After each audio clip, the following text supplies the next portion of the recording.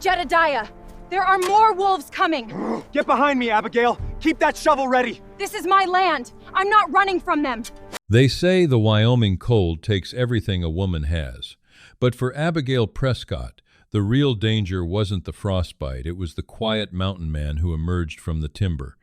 He only promised to stay until the snow melted, but the spring thaw revealed a secret neither could hide. The wind howling down from the Wind River Range carried the bitter promise of October.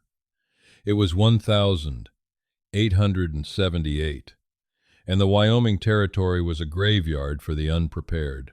Abigail Prescott drove the iron tip of her shovel into the unyielding earth, the shock vibrating up her forearms, rattling her teeth. Her hands, wrapped in strips of torn burlap, were cracked and bleeding. At her feet lay a pine box, hastily nailed together from the floorboards of their small barn. Inside it rested her husband, Thomas. Thomas had been a dreamer, a man who looked at the harsh, sage-covered plains of the Sweetwater Valley and saw a sprawling cattle empire. But dreams offered no insulation against pneumonia. When the first autumn squall had caught him miles from the cabin, the fever took root in his lungs. 3 days later he was gone, leaving Abigail with a half-built homestead, 2 mules, and a creeping, icy dread. Abigail wiped a mixture of sweat and sleet from her forehead. She was 24, far from her family in Ohio, and utterly alone in a wilderness that did not care if she lived or died. "Dust to dust, Thomas," she whispered, her voice immediately snatched away by the gale. She managed to scrape enough loose, rocky soil over the coffin to deter the scavengers, piling heavy river stones over the mound as a final seal. As she stood, her back aching and her lungs burning from the frigid air, a low, guttural growl drifted from the edge of the lodgepole pines. Abigail froze. Her eyes darted toward the tree line. The shadows between the trunks seemed to shift. 3 timber wolves, their winter coats thick and matted with frost, stepped into the pale afternoon light. They were starving, driven down from the high country early by the deep snows, and they were looking past her, toward the corral where the 2 panicked mules were kicking at the wooden rails. Abigail's rifle was leaning against the porch of the cabin, 50 yards away. She had broken the cardinal rule of the frontier: never step away from your iron. The lead wolf, a massive gray male with a torn ear, lowered its head and took a calculated step forward. Abigail grabbed the heavy iron shovel, raising it like a club, her heart hammering against her ribs like a trapped bird. She prepared for the end, praying it would be quick. A sound split the valley, a deafening, concussive crack that echoed off the granite ridges. The lead wolf collapsed instantly, a plume of crimson mist exploding from its shoulder. The other 2 wolves scrambled in terrified circles before bolting back into the dark timber, their tails tucked between their legs. Abigail dropped to her knees, her hands covering her ears, blinded by the sudden shock. Through the ringing in her head, she heard the heavy crunch of boots on the frosted grass. She looked up. Stepping out from the brush on the eastern ridge was a man who looked as though the mountain itself had spat him out.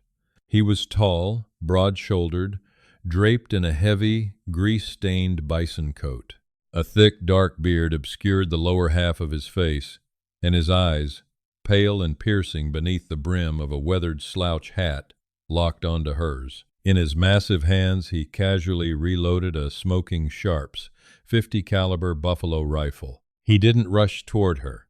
He walked with the slow, deliberate gait of a man who measured every ounce of his energy. When he finally reached the freshly turned earth of the grave, he looked down at it, then at Abigail, who was still clutching the shovel. "Wolves get bold when the mercury drops," he said. His voice was a deep rumble, rough like 2 river stones grinding together. You shot him," Abigail stammered, her breath coming in ragged gasps. "I did," the man replied, his gaze sweeping over the desolate homestead. "You're Thomas Prescott's wife." It wasn't a question. Abigail swallowed hard, forcing herself to stand. She tipped her chin up, refusing to show the trembling in her legs. "I am Abigail Prescott. Thomas is. He passed yesterday. I know, the stranger said. He rested the heavy barrel of the Sharps over his shoulder. Name's Jedediah Boone. Saw him tracking a stray calf near the canyon a few days back. He was coughing up blood then. Told him to head back to the fire. Men like him don't listen to men like me. Abigail bristled defensively, though she knew he spoke the truth. Thomas had been stubborn to a fault. "Why are you here, Mr. Boone?" Jedediah looked toward the horizon, where the sky was bruising into a deep, violent purple. "Storm's coming, a big one. The pass is already snowed in. I was making for South Pass City, but my horse threw a shoe and snapped her leg in a prairie dog hole. Had to put her down. I need shelter." Abigail looked at this giant of a man. He carried a heavy Colt revolver on his hip, a hunting knife strapped to his thigh, and the smell of wood smoke, pine, and old blood clung to him. To invite a strange, heavily armed mountain man into her home was madness, but to turn him away into a blizzard was murder. More importantly, she was a lone woman on a vulnerable claim. Thomas had enemies, specifically Josiah Cobb, the ruthless cattleman who ran the nearest sizable ranch. Cobb had been eyeing their water rights since the day they drove their first stake into the ground. With Thomas dead, Cobb's riders would descend like vultures. Abigail calculated her odds. A desperate plan formed in her mind. "I have a proposition, Mr. Boone," she said, her voice steadying. "I have a cabin, a cast-iron stove, and enough salted pork, beans, and flour to last until the spring thaw. But I have a problem." Jedediah raised a thick eyebrow. "Besides the grave you just dug?" "Josiah Cobb," she said flatly. At the mention of the name, Jedediah's jaw tightened. A flash of something cold and dangerous passed through his pale eyes.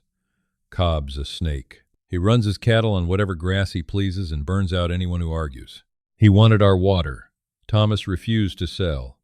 Now that Thomas is gone, Cobb will send his men to run me off before winter sets in for good. I can't hold this claim alone." She took a step closer to the giant, staring directly into his face. "Can you stay until winter? Until the snow packs the valley so deep that Cobb's men can't ride through?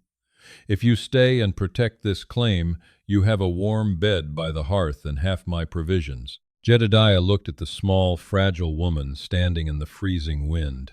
He noted the fierce, unyielding fire in her hazel eyes.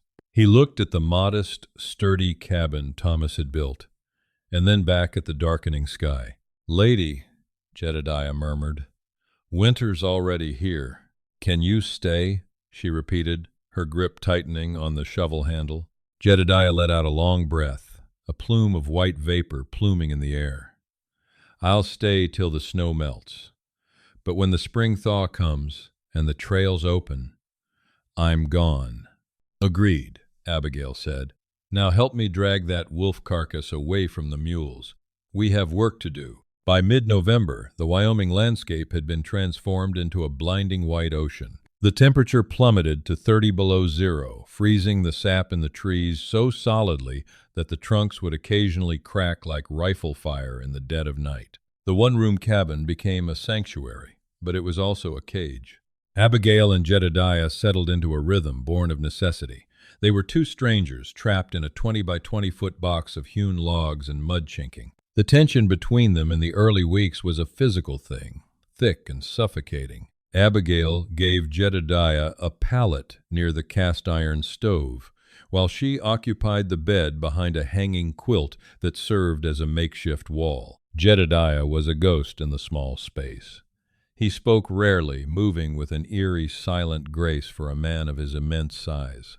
He spent his days chopping cords of firewood, venturing out on snowshoes to hunt elk to stretch their provisions, and meticulously cleaning his weapons. Abigail found herself secretly observing him. She watched the firelight dance over the deep, jagged scar that ran down the left side of his neck.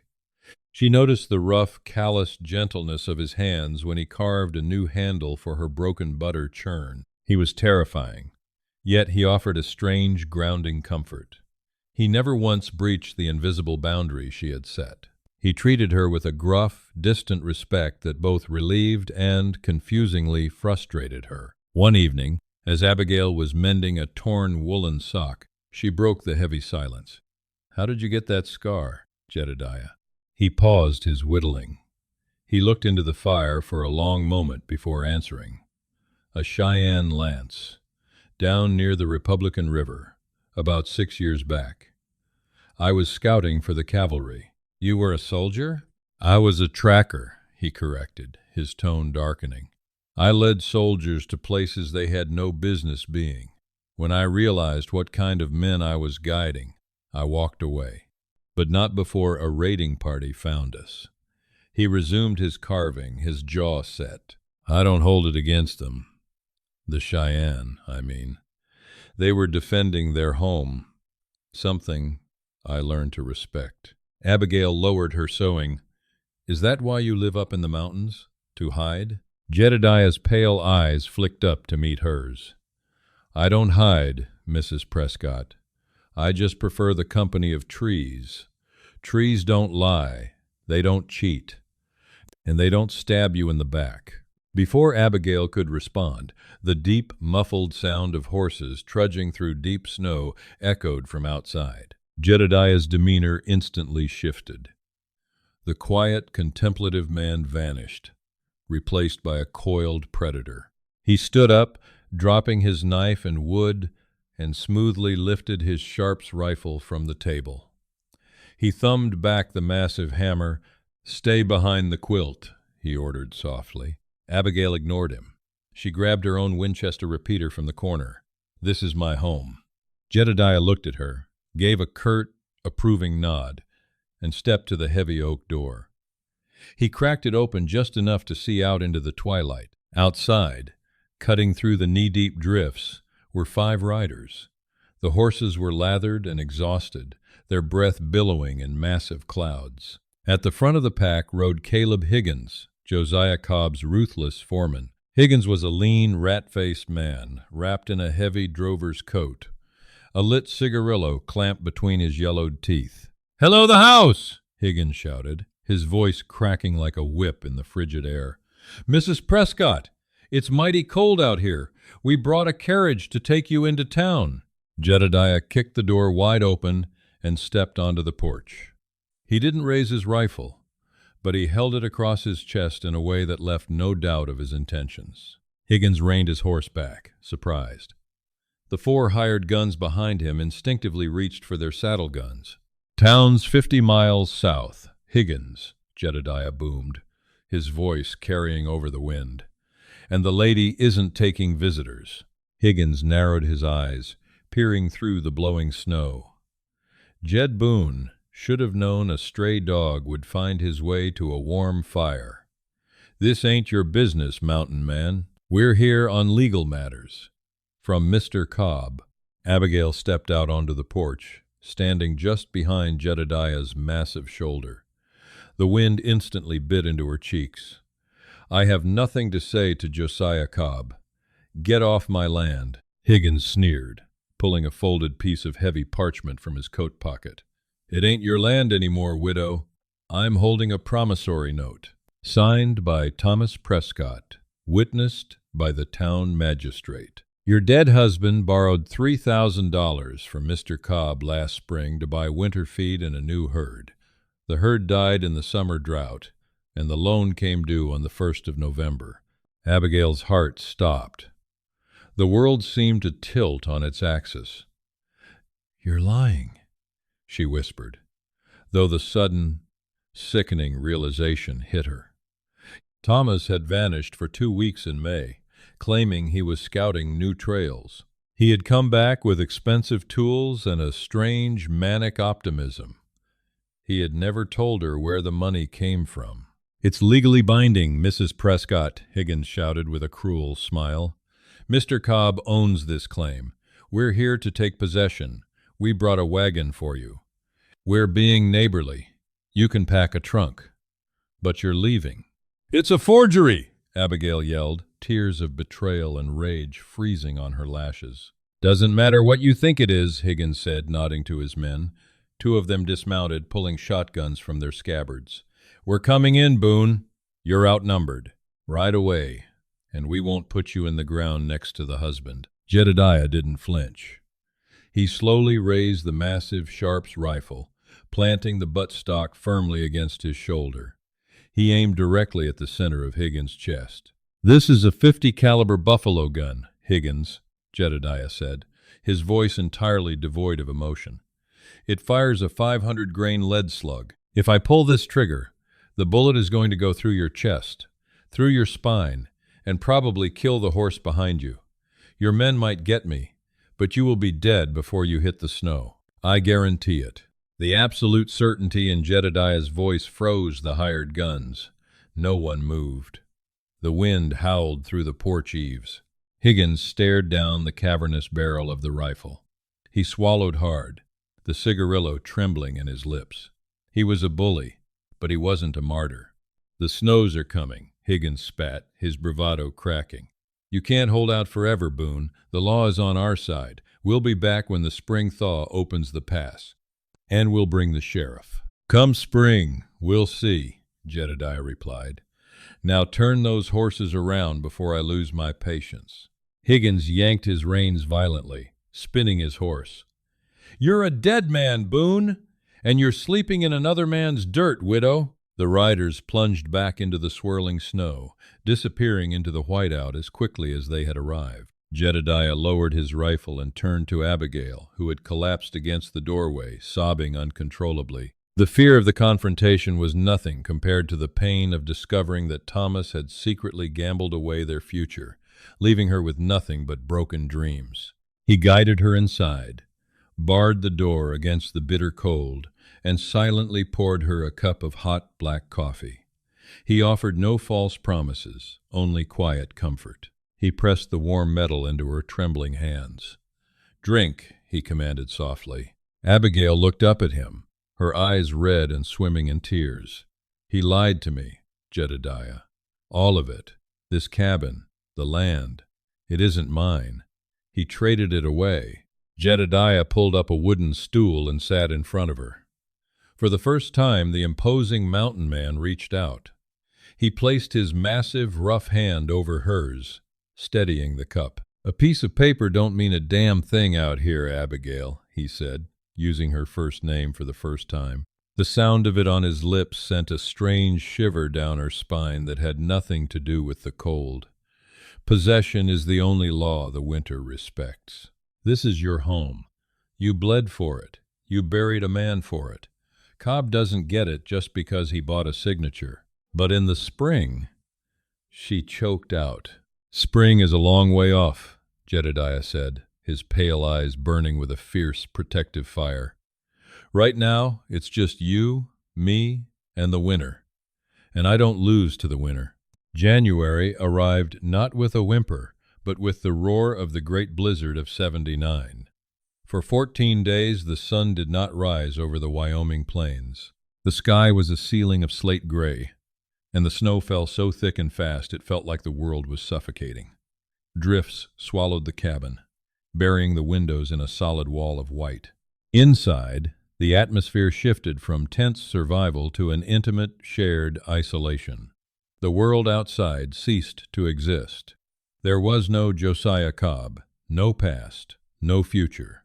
There was only the fire in the hearth, the smell of salted pork and baking bread, and the heavy, undeniable gravity pulling Abigail and Jedediah together. The breaking point came on the 9th day of the storm. They had run out of firewood inside the cabin. The main woodpile was stacked against the side of the barn, 30 yards away.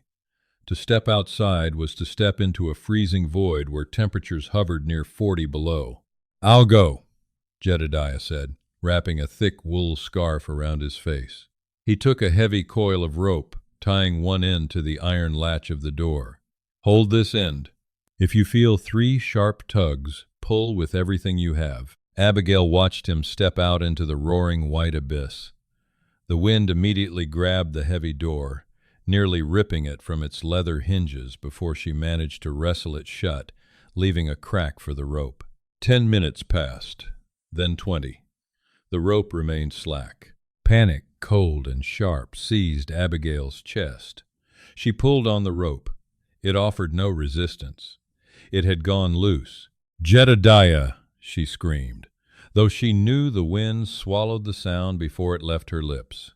She didn't think. She grabbed her heavy woolen shawl, wrapped it around her head, and pushed the door open. The wind hit her like a physical blow, knocking her to her knees in the deep snow. She couldn't see past her own outstretched hands. The cold instantly began to freeze the moisture in her eyes. Crawling on her hands and knees, she followed the indentations of Jedediah's massive footprints before the wind could erase them. Halfway to the barn, she stumbled over something hard. It was Jedediah. He had dropped an armful of logs and was on his knees, clutching his chest, coughing violently. The brutal cold had triggered an asthmatic shock in his lungs. He was freezing, disoriented, the heavy snow rapidly burying him. "Jed!" Abigail shrieked. She grabbed the collar of his bison coat. "Get up! You have to get up!" He looked at her, his eyelashes thick with ice, his face a terrifying shade of gray. He was too heavy to drag. Adrenaline flooded Abigail's veins. She slapped him hard across the face. The sharp crack echoed over the wind. "You promised me," she screamed into his ear. "You promised you wouldn't lose to the winter. Get up!" Her fierce voice cut through Jedediah's fading consciousness. With a defiant roar, he forced himself to his feet, leaning on Abigail as they struggled back to the cabin, one painful step at a time. Inside, Abigail barred the door and helped him to the floor. He was shaking uncontrollably as hypothermia set in. She quickly removed his frozen coat, soaked shirt, and boots, dragged him close to the fire, and wrapped him in heavy quilts. When the warmth of the hearth wasn't enough, Abigail slipped out of her damp outer clothes and climbed beneath the blankets, pressing her body against his to share her warmth and keep him alive. She wrapped her arms around his broad chest, burying her face in the crook of his neck.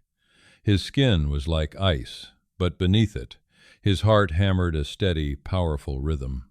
"I've got you," she whispered fiercely into his ear, rubbing her hands fiercely up and down his arms. "I'm right here. Just breathe, Jed.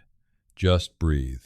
For a long time, the only sounds in the cabin were the roaring of the wind outside and the crackle of the fire. Slowly, agonizingly, the violent shivering began to subside. The heat from her body seeped into his, pulling him back from the edge. Jedediah let out a long, ragged sigh. He shifted beneath the blankets, and suddenly his massive arms wrapped around her, pulling her flush against him. He wasn't freezing anymore. The dynamic had shifted. Abigail looked up. In the flickering orange light of the fire, Jedediah's pale eyes were locked onto hers. The distance, the guarded walls, the gruff stoicism, it was all gone. Stripped bare by the near-death experience, what remained was a raw, intense hunger. He reached up, his rough fingers tracing the curve of her jaw, sweeping a damp strand of hair behind her ear. His touch was incredibly gentle, reverent. "You came out there for me," he murmured, his voice thick with emotion. "You could have died. I wasn't going to let you go," Abigail breathed, her heart racing for an entirely different reason now. Jedediah's gaze dropped to her lips. The air between them grew impossibly heavy, charged with months of suppressed longing, shared trauma, and the desperate need to feel alive in a world trying to kill them. When he kissed her, it wasn't hesitant. It was acclaiming, deep and desperate. Abigail gasped into his mouth, her hands tangling in his thick hair, pulling him closer. All the grief of her past, the fear of her future, vanished in the heat of his touch. That night, as the Wyoming blizzard raged outside, the widow and the mountain man finally gave in to their feelings, finding comfort and hope in each other. From then on, the cabin became a refuge in the frozen wilderness. For the next 2 months, they lived side by side, sharing quiet evenings by the fire, stories of their past, and a growing trust. Abigail discovered Jedediah's quiet loyalty and hidden gentleness beneath his rugged exterior, while he came to admire her unbreakable strength and resilience. But the earth never stops turning. By late March, the relentless howling of the wind finally ceased. The sky broke open into a brilliant, blinding blue. The temperature rose, and a new sound filled the valley, the steady, rhythmic dripping of melting ice from the cabin eaves. Spring was coming. One morning Abigail stood by the wash basin, staring at her reflection in a cracked mirror. She placed a hand flat against her lower abdomen. Her monthly cycle had not arrived. Her breasts were tender, and a persistent nausea had haunted her mornings for the past week. She was carrying Jedediah's child. Joy, pure and terrifying, blossomed in her chest. She turned to look at Jedediah, who was sitting by the open door, cleaning his Sharps rifle. The bright spring sunlight illuminated the deep lines of his face. He looked at the melting snowdrifts with a complex expression, a mixture of relief and heavy, unspoken sorrow. Abigail's joy chilled. She remembered his words from the day they met, ringing in her ears like a death knell. When the spring thaw comes and the trails open, I'm gone. The snow was melting. The pass would soon be clear, and Josiah Cobb would be riding with the law to claim her land, while the man who had become her entire world was preparing to walk away. The mud of April was a different kind of trap than the winter snow.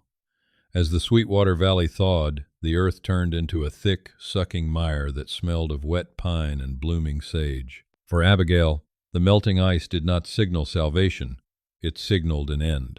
She stood by the cast-iron stove, her hands trembling as she poured the last of their coffee into 2 tin cups. Through the open cabin door she watched Jedediah. He was in the corral, his massive hands working a stiff horsehair brush over the coat of a wild bay Mustang he had roped and broken 3 days prior. Strapped to the top rail of the corral were his saddlebags, packed tight.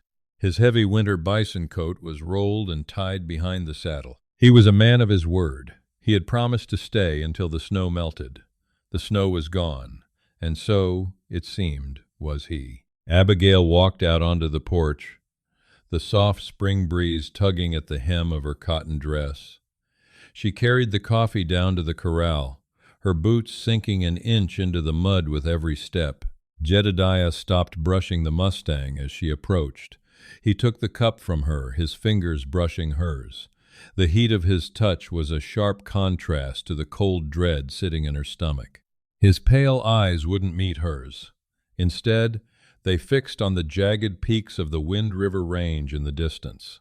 "Trail south is clear," Jedediah said, his voice a low rumble. "Creek's running high, but it's fordable. I figure if I ride out by noon, I can make the South Pass outpost before nightfall."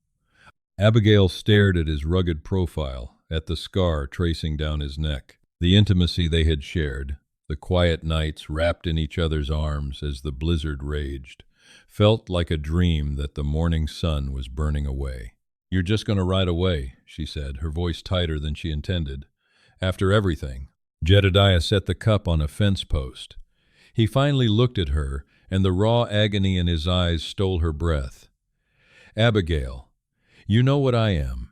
I'm a ghost. I don't sleep under roofs. I don't build fences. Trouble follows a man like me, and you've had enough trouble for one lifetime. You think you're protecting me by leaving?" Her hazel eyes flashed with a sudden, fierce anger. "You think you can just walk into my life, save me from the winter, make me love you, and then vanish because you're scared?" He flinched as if she had struck him. "I ain't scared of any man, Abigail." "No," she countered, stepping closer, closing the distance until she could feel the heat radiating from his chest. "You're terrified of staying. You're terrified of having something to lose." Before he could answer, a low rumble vibrated through the mud. It wasn't thunder, it was the sound of iron-shod hooves, a lot of them. Jedediah instinctively moved in front of Abigail, his hand dropping to the heavy Colt on his hip. From the southern ridge, a procession appeared. It wasn't just Caleb Higgins and his hired guns this time. There were 12 riders, kicking up the drying spring dust.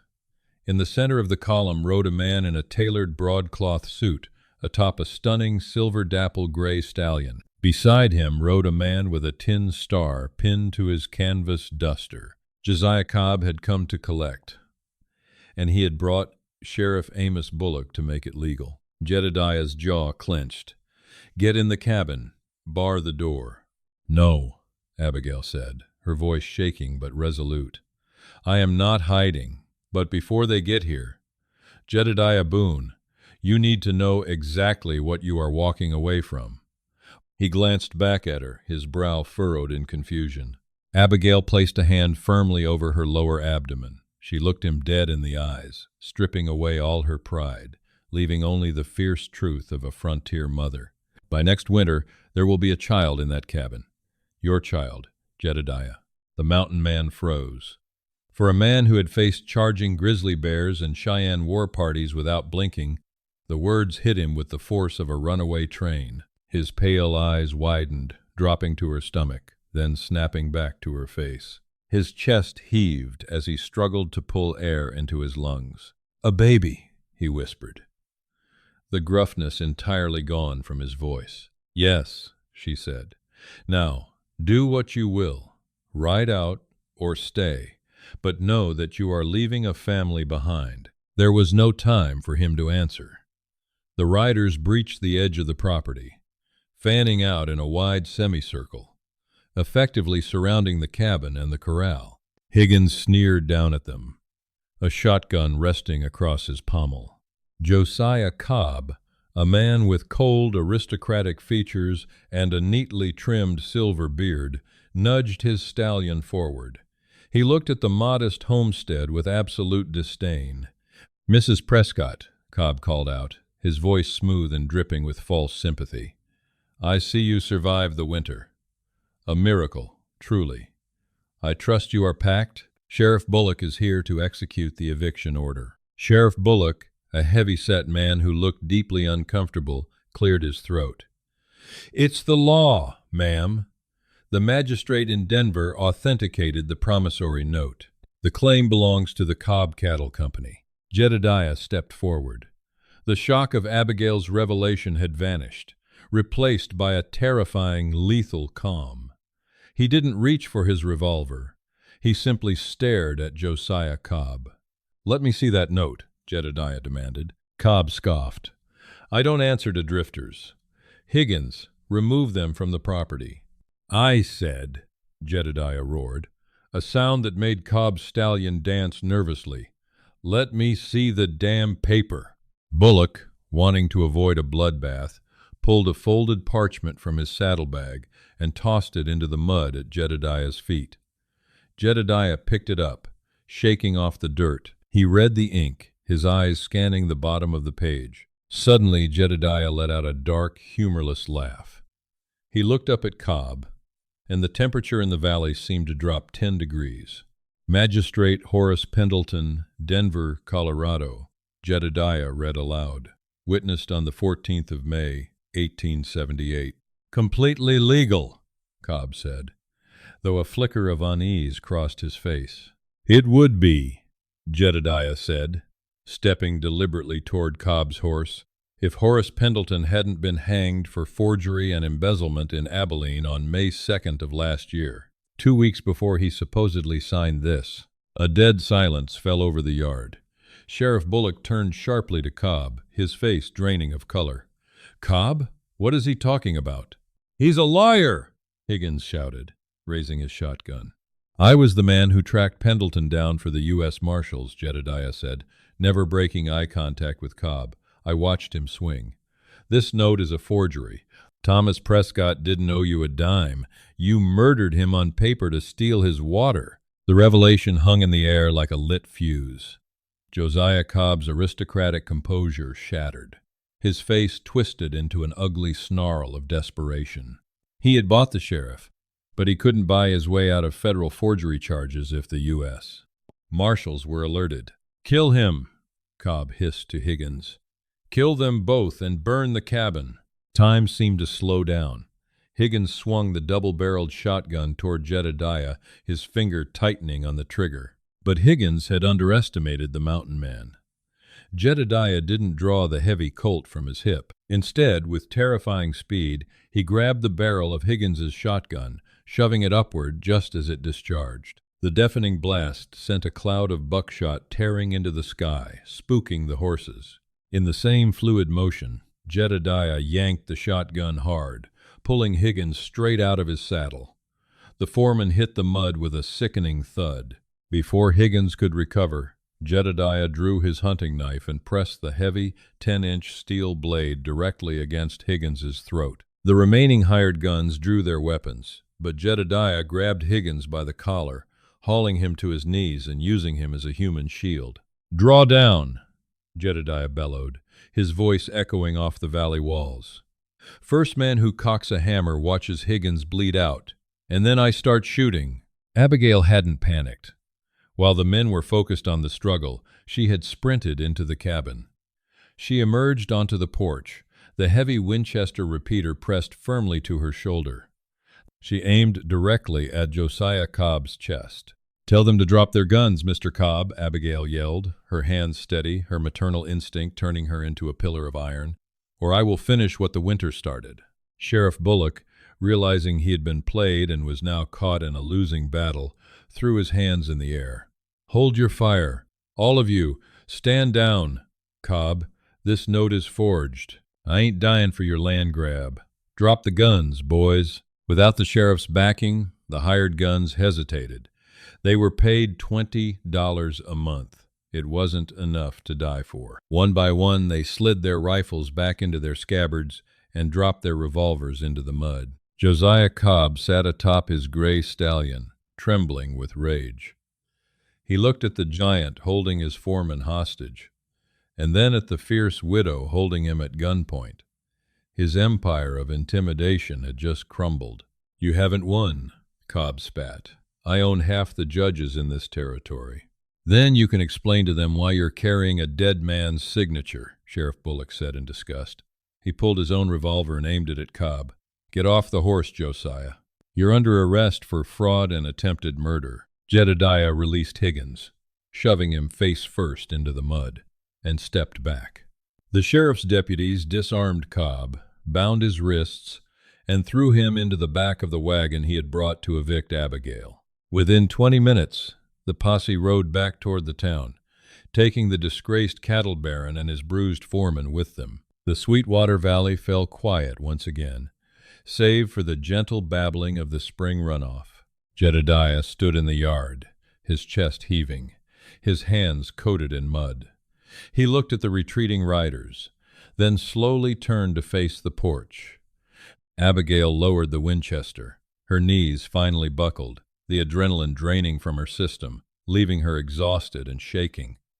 Before she could hit the floorboards, Jedediah was there. He caught her in his massive arms, lifting her against his chest as if she weighed nothing at all. He held her tight, burying his face in her hair, breathing in the scent of her. His heart was hammering a frantic rhythm against her cheek. "You didn't leave," she whispered, her voice choked with tears. Jedediah pulled back just enough to look into her eyes. The haunted, restless ghost that had wandered out of the timber 6 months ago was gone. In its place was a man anchored to the earth, grounded by the woman in his arms and the secret she carried. "A man only runs when he's got nowhere to be," Jedediah said, his rough hand gently tracing the curve of her cheek. He looked at the cabin, the corral, and the vast, beautiful expanse of the valley that was finally theirs. Then he rested his palm gently over her stomach. "My wandering days are done, Abigail. I'm exactly where I belong." By the time the first snows of the following winter began to dust the peaks of the Wind River Range, the cabin was no longer a cage. It was warm, expanded with new logs, and filled with light. And on a crisp November night, exactly 1 year after the great blizzard had nearly claimed them, the silence of the valley was broken by the sharp, strong cry of a newborn boy, the true heir of the Sweetwater, born of the frost and raised by the mountain man who stayed. If this tale of frontier, survival, betrayal, and unexpected love kept you on the edge of your seat, don't let the story end here. Hit that like button to support more original Wild West storytelling. Share this video with a friend who loves historical romance and rugged drama, And make sure to subscribe to the channel so you never miss out on our next thrilling adventure. Leave a comment below. Would you have trusted Jedediah in the blizzard?